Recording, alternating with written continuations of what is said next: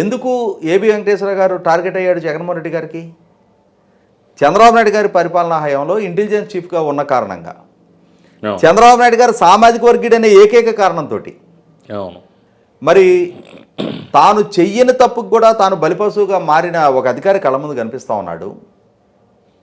అదే సందర్భంలో చంద్రబాబు నాయుడు గారి పేరెత్తితేనే ఎగిరెగిరి గంతులేసిన బుడితి రాజశేఖరం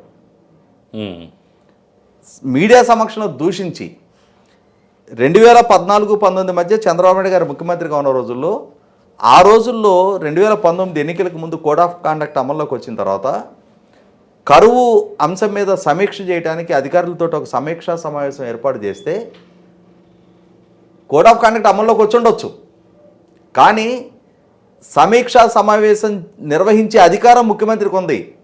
ఆ సమావేశానికి పిలిస్తే ఆ రోజు నోవాటెల్లో కొంతమంది అధికారులు సమావేశం అయ్యి చంద్రబాబు నాయుడు గారి సమావేశానికి హాజరు కాకూడదని నిర్ణయించారు. వాళ్ళలో కీలకం ఇతనే. అంటే సాక్షాత్తు రాష్ట్ర ముఖ్యమంత్రి మీద యుద్ధం ప్రకటించిన అధికారుల్లో కీలక వ్యక్తి ఇతను. అంత ధిక్కార ధోరణి ప్రదర్శించిన వ్యక్తి రాష్ట్ర ముఖ్యమంత్రి పిలిస్తే వెళ్ళడా?